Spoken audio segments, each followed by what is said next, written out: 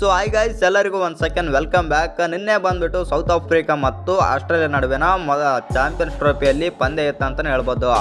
ಇನ್ನು ಈ ಪಂದ್ಯ ಬಂದ್ಬಿಟ್ಟು ಮಳೆಯಿಂದಾಗಿ ಈ ಪಂದ್ಯ ರದ್ದಾಯಿತು ಮತ್ತು ಎರಡೂ ತಂಡಗಳಿಗೂ ಒಂದೊಂದು ಅಂಕ ಆದರೆ ನೀಡಲಾಯಿತು. ಇನ್ನು ಈ ರದ್ದಾದ ಮೇಲೆ ಸೌತ್ ಆಫ್ರಿಕಾದ ನಾಯಕ ತೆಂಬ ಬೌಮ ಅವರು ಒಂದು ಸ್ಟೇಟ್ಮೆಂಟ್ ಆದರೆ ಕೊಟ್ಟಿದ್ದಾರೆ. ಅದು ನಮ್ಮ ಭಾರತದ ರಿಲೇಟೆಡ್ ಅಂತಲೇ ಹೇಳ್ಬೋದು.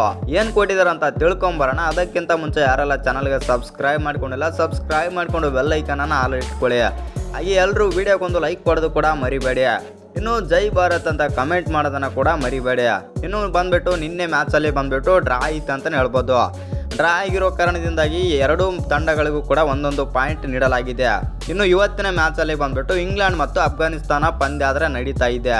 ಇನ್ನು ಈ ಪಂದ್ಯದಲ್ಲಿ ಯಾರು ಸೋಲ್ತಾರೆ ಯಾರು ಗೆಲ್ತಾರೆ ಅನ್ನೋದು ಭಾಳ ಮುಖ್ಯ ಅಂತಲೇ ಹೇಳ್ಬೋದು. ಯಾಕಂತಂದರೆ ಇಂಗ್ಲೆಂಡ್ ಏನಾದರೂ ಈ ಮ್ಯಾಚಲ್ಲಿ ಸೋತ್ರೆ ಟೂರ್ನಿಯಿಂದ ಔಟ್ ಆಗುತ್ತೆ ಅಂತಲೇ ಹೇಳ್ಬೋದು. ಅಫ್ಘಾನಿಸ್ತಾನ ಏನಾದರೂ ಸೋತ್ರೆ ಅಫ್ಘಾನಿಸ್ತಾನ ಔಟ್ ಆಗುತ್ತೆ.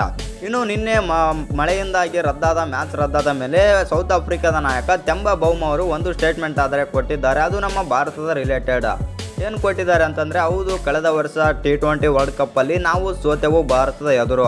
ಅದು ಎಸ್ಪೆಷಲಿ ಹೇಳ್ಬೇಕಂತಂದರೆ ಕೊನೆಯ ಓವರ್ ಮತ್ತು ಕಡೆಯ ಓವರ್ ನಾವು ಗೆಲ್ಲಬೇಕಾಗಿದ್ದ ಮ್ಯಾಚನ್ನು ಕೈ ಬಿಟ್ಟೆವು ಎಂದು ಇವರು ತೆಂಬ ಬೌಮ ಆದರೆ ಹೇಳಿದ್ದಾರೆ.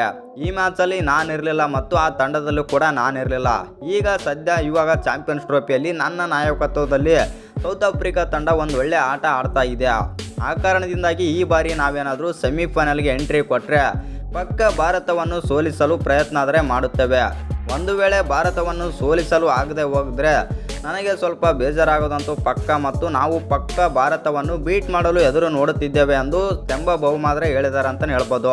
ಇನ್ನು ಸೌತ್ ಆಫ್ರಿಕಾದ ನಾಯಕ ತೆಂಬ ಬೌಮ ಹೇಳ್ತಾ ಇರೋದೆಲ್ಲ ನೋಡ್ತಾ ಇತ್ತು ಅಂತಂದರೆ ನಮ್ಮ ಭಾರತ ತಂಡದ ಎದುರು ರಿವೆಂಜ್ ತಗೋಕ್ಕೆ ನೋಡ್ತಾ ಇದ್ದಾರೆ ಅಂತಲೇ ಹೇಳ್ಬೋದು. ಇನ್ನು ನಿಮ್ಮ ಪ್ರಕಾರ ಈ ಬಾರಿ ಚಾಂಪಿಯನ್ಸ್ ಟ್ರೋಫಿಯಲ್ಲಿ ಏನಾದರೂ ಸೌತ್ ಆಫ್ರಿಕಾ ಮತ್ತು ನಮ್ಮ ಭಾರತ ತಂಡ ಎದುರು ಬಿದುರು ಆದರೆ ಯಾವ ತಂಡ ಗೆಲ್ಬೋದಂತ ಕಮೆಂಟ್ ಮಾಡೋದನ್ನು ಮರಿಬೇಡಿ.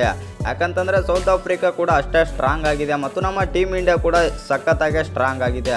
ಇನ್ನು ನಿಮ್ಮ ಪ್ರಕಾರ ಯಾವ ತಂಡ ಗೆಲ್ಬೋದಂತ ಕಮೆಂಟ್ ಮಾಡೋದನ್ನು ಮರಿಬೇಡಿ.